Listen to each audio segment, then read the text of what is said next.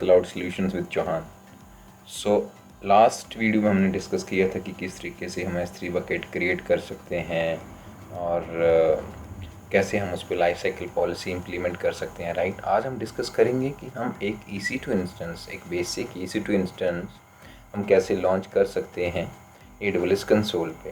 Right, तो उसके लिए हमें पहले कंसोल पे जाना पड़ेगा, फिर हमें EC2 सर्विस में जाना पड़ेगा। जैसे ही आप EC2 टाइप करोगे, राइट, तो ये आपको EC2 सर्विस में ले जाएगा और आप यहाँ पे पहुँच जाओगे लॉन्च इंस्टेंस वाली ऑप्शन पे। राइट, तो जैसे ही आप लॉन्च इंस्टेंस वाली ऑप्शन पे पहुँचते हो, राइट, जैसे मान लो मैंने इंस्टेंसेस रनिंग पे क्लिक किया, या ये तो फिल्टर लगा होता है रनिंग या स्टॉप का, इस फिल्टर को चेंज किया जा सकता है, ये हटाया जा सकता है, जैसे ये किया मैंने। राइट, तो ये टर्मिनेटेड इंस्टेंसेस भी यहाँ शो हो जाएंगे जो कि कुछ टाइम के लिए रहते हैं। तो अब मैं क्या करूँगा कि यहाँ पे लॉन्च इंस्टेंस पे क्लिक करूँगा और जैसे ही मैंने क्लिक किया, अब ये मेरे से पूछेगा मेरे सर्वर का नाम। राइट, मान लो मैंने इसको बोल दिया टेस्ट।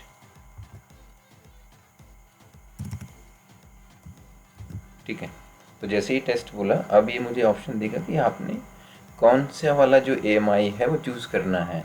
तो आपके पास ऑप्शंस रहती हैं कि आप अमेज़ॉन लाइनक्स को यूज़ करना चाहते हो, आप उबंटू को यूज़ करना चाहते हो जो कि एक वेरिएंट है लाइनक्स का ही, या विंडोज़ को यूज़ करना चाहते हो रेड हैट को जो कि एक लाइनक्स का ही वेरिएंट है, और सूजे लाइनक्स को, या बाकी और भी यहाँ पे वेरिएंट्स होंगे।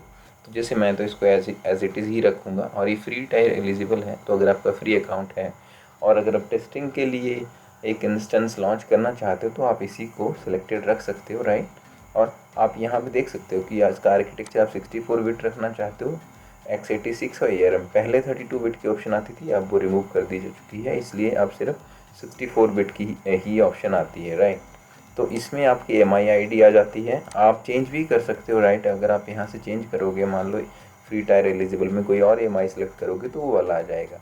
और instance type by default T2 micro जो कि फ्री टियर के लिए एलिजिबल है वो ही हमने चूज़ किया है। की पेयर इज़ ऑप्शनल। राइट, सो अगर आपने आप यहाँ रिक्वायर्ड है, लेकिन आप बिना की पेयर के भी प्रोसीड कर सकते हो। मान लो आप की ऑर्गेनाइजेशन में की पेयर्स अलाउड नहीं है। मैक्सिमम ऑर्गेनाइजेशन में ऐसा होता है कि की पेयर स्टोर नहीं किए जाते हैं, क्योंकि सिक्योरिटी इश्यूज हो सकते हैं, की पेयर मिसप्लेस हो सकते हैं, कि पेयर जो है वो कोई किसी को सेंड कर सकता है। राइट, तो उसमें सिक्योरिटी इश्यूज बहुत ज़्यादा रहते हैं। तो आइडियल ऑर्गेनाइजेशन में हम की पेयर यूज़ नहीं करते हैं। ओके, वहाँ पे हम और मेथड यूज़ करते हैं, जैसे सेशन मैनेजर से कनेक्ट करते हैं। राइट, या फिर अभी एक रिसेंट फीचर आया है DHMC का, तो उसमें भी एक्चुअली वो भी सेशन मैनेजर की कनेक्टिविटी के लिए ही होता है, वो भी आप यूज़ कर सकते हो। या फिर EC2 कनेक्ट की ऑप्शन होती है, वो यूज़ करते हो। लेकिन अभी मान लो जैसे फर्स्ट टाइम मैं तो हमको बता रहा हूँ कि आप किस तरीके से कर सकते हो। हम मान लो एक की पेयर यहाँ पे नया बनाते हैं। राइट, तो यहाँ पे आप ऑप्शन चूज़ कर सकते हो कि आप की पेयर का नाम क्या दोगे। मान लो मैंने इसका नाम टेस्ट दे दिया। राइट, और आप यहाँ पे बोल दोगे कि आपकी की कौन सी फाइल चाहिए। अगर तो आपने मान लो ओपन SSH के लिए यूज़ करना है या लाइनक्स टू लाइनक्स कनेक्टिविटी के लिए यूज़ करना है तो पैम फाइल चाहिए होती है। और अगर आप मान लो विंडोज से कनेक्ट करना चाहते हो किसी लाइनक्स इंस्टेंस को तो आप PPK फाइल यूज़ करते हो, क्योंकि विंडो में आपने पुट इंस्टॉल किया होगा। तो हम इसको PPK कर देंगे। राइट, और यहाँ पे क्रिएट की पेयर करेंगे। अब एक बात आपको ध्यान रखने वाली है कि की पेयर एक बार ही जनरेट होता है, आप अगली बार जनरेट नहीं कर पाओगे सिमिलर की पेयर है एक इंस्टेंस के लिए। तो आपको इसको संभाल के रखना पड़ता है अगर आपने किसी इंस्टेंस के लिए की पेयर जनरेट किया है। ठीक है, अब आप नेटवर्क सेटिंग्स में जाते हो तो बाय डिफ़ॉल्ट ऑब्वियसली कोई इंस्टेंस होगा वो एक BPC, एक वर्चुअल प्राइवेट क्लाउड में जाएगा। राइट, तो वो BPC हम यहाँ पे ऑटोमेटिकली क्रिएट हो रहे हैं, यहाँ पे सबनेट्स यहाँ पे ऑटोमेटिकली आएंगे। राइट, और ऑटो असाइन पब्लिक IP ये भी हमने इनेबल रखा हुआ है, तो एक पब्लिक IP जो है वो असाइन कर देगा। राइट, और यहाँ पे क्या होता है, आपके पास ऑप्शंस होती हैं। या तो आपने कोई सिक्योरिटी ग्रुप बनाया हो जो कि सजेस्टेड होता है और रिकमेंडेड होता है कि आप एक अच्छा सा सिक्योरिटी ग्रुप बनाओ जिसमें आप डिसाइड करो कि कौन कौन से पोर्ट्स को आपने एक्टिवेट करना है, कौन कौन से पोर्ट्स को आपने डीएक्टिवेट करना है, कौन कौन सी उसको आपने अलाउ करना है। राइट, तो वो सारी सिक्योरिटी सेटिंग्स आप देख के एक सिक्योरिटी ग्रुप क्रिएट कर सकते हो।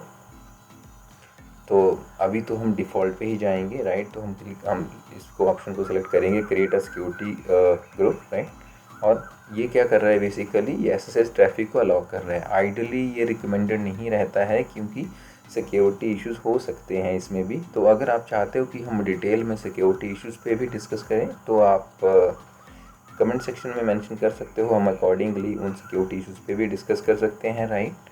तो उसके बाद स्टोरेज में बेसिकली कि आपको कितनी स्टोरेज की रिक्वायरमेंट है अपने एक इंस्टेंस के लिए, राइट। हम तो अभी तो बेसिक सा रखेंगे 8 GB, लेकिन हाँ, और डिफरेंट स्टोरेज टाइप्स भी होती हैं।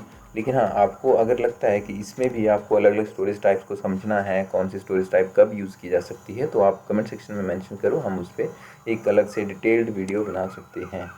ओके, तो ये आ गया कॉन्फ़िगर स्टोरेज वाला ऑप्शन। और ये एडवांस डिटेल्स में काफ़ी सारी डिटेल्स हैं दोस्तों, अभी हम सारी डिटेल्स को गो थ्रू नहीं करेंगे। हम एक दो ऑप्शन देखेंगे। इंस्टेंस प्रोफाइल, अगर आपने कोई IAM रोल अटैच करना हो, मान लो आप सेशन मैनेजर की फैसिलिटी को सिस्टम मैनेजर में जो होती है वो यूटिलाइज़ करना चाहते हो, तो आप एक अच्छा सा IAM रोल क्रिएट करके उसमें रिक्वायर्ड पॉलिसीज़ ऐड करके उसको अटैच कर सकते हो। ओके, और बाकी ऑप्शंस हैं जैसे कि इंस्टेंस ऑटो रिकवरी में आपने रखना है कि नहीं रखना है, या आपने शटडाउन बिहेवियर कैसे रखना है इसका, किस अगर जैसे आप शटडाउन करोगे तो वो स्टॉप करे या वो टर्मिनेट ही कर दे इंस्टेंस को, ठीक है। हाइबरनेट बिहेवियर इनेबल करना है, मान लो जैसे आप स्टॉप करते हो वो हाइबरनेशन में जाए ना जाए।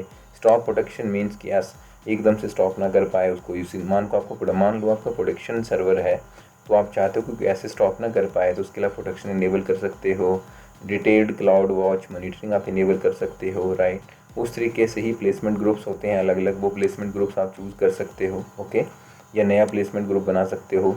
और वैसे ही कैपेसिटी रिजर्वेशन होती है। और इसी तरीके से यहाँ पे अगर आप लास्ट में जाओगे तो यहाँ पे आप कुछ कमांड्स, अगर आप बेसिक कमांड्स एग्जीक्यूट करना चाहते हो किसी इंस्टेंस पे, तो आप उन कमांड्स को एग्जीक्यूट कर सकते हो, ये आप पे डिपेंड करता है, राइट। तो अभी हम क्या करेंगे, लॉन्च इंस्टेंस करेंगे। ओके, तो जैसे ही हमने लॉन्च इंस्टेंस किया तो आप, जैसे मैंने आपको बताया था, एक default security group with default permissions ये लॉन्च कर देगा, क्रिएट कर देगा।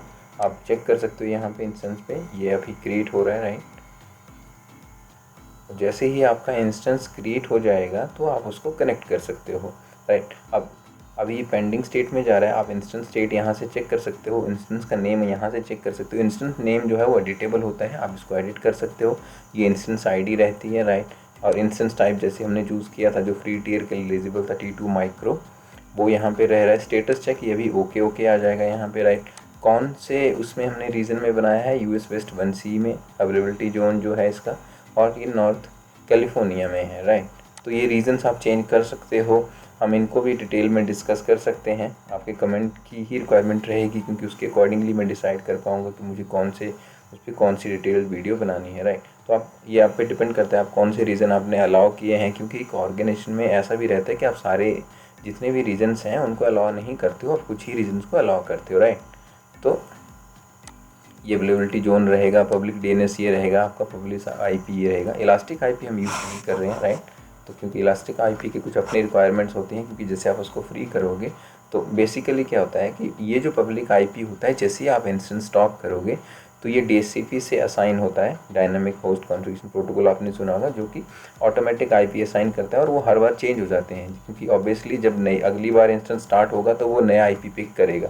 लेकिन अगर आप चाहते हो कि आप मान लो आपका कोई वेब सर्वर है, आपका IP फिक्स है, राइट, तो उस केस में फिर आप यहाँ पे इलास्टिक IP क्रिएट कर सकते हो, और वो IP जो है वो चेंज नहीं होगा, आप जितनी मर्जी बार इंस्टेंस को स्टार्ट स्टॉप करते हो। मॉनिटरिंग आप देख रहे हो कि यहाँ पे हमने डिसेबल्ड रखा है, जहाँ पे डिटेल्ड मॉनिटरिंग की ऑप्शन आ रही थी, लेकिन हाँ, इसको चेंज किया जा सकता है। ये कीपीयर का नेम आ रहा है और ये लॉन्च टाइम आ रहा है, राइट। तो अब यहाँ पे ये रनिंग स्टेट में है, आप देख सकते हो इसको, राइट।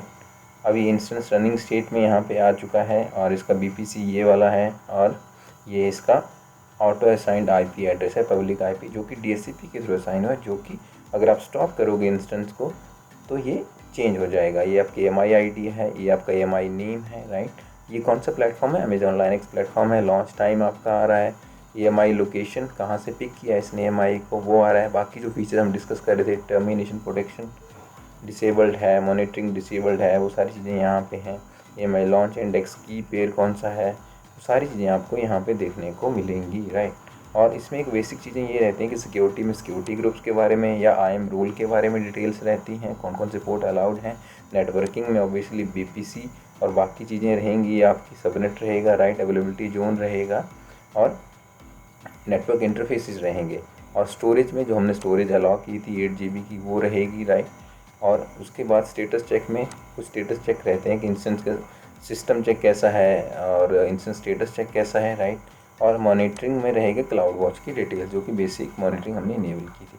और टैग्स एक बहुत ही इम्पॉर्टेंट ऑप्शन होती है एक ऑर्गेनाइजेशन में, क्योंकि आप टैग्स के अकॉर्डिंग ही मल्टीपल चीज़ें कर सकते हो। आप आइडेंटिफाई कर सकते हो ये इंस्टेंस किसका इंस्टेंस है, कौन सी टीम का इंस्टेंस है। आप डिफरेंट टैग्स मैनेज टैग पे क्लिक करके डिफरेंट टैग्स आप ऐड कर सकते हो, ऐड न्यू टैग कर सकते हो। आप लिख सकते हो कि ये जो टैग है किससे रिलेटेड है। लाइक अब मैं यहाँ पे लिख देता हूँ कि यहाँ पे ऑनर लिख देता हूँ मान लो मैं टैग का, और मैं मान लो मेरी टीम जो है वो XX है, तो मैं ये लिख दूंगा, तो उससे पता चल जाएगा कि ऑन एक्सेस टीम का से ऑन ये इंस्टेंस है। बाकी टैग्स भी होते हैं और उनको आप एक तरीके से मान लो जैसे बिलिंग के लिए किसी पर्पज़ के लिए यूटिलाइज़ किए जा सकते हैं। ओके, तो ये सारे फीचर यहाँ पे रहते हैं और ये इंस्टेंस ऐसे रहेगा। और जैसे मान लो आपने इस इंस्टेंस के साथ कनेक्ट करना है, राइट, तो आप सिंपली कनेक्ट पे क्लिक करोगे। अब हमारे पास बहुत सारी ऑप्शंस हैं।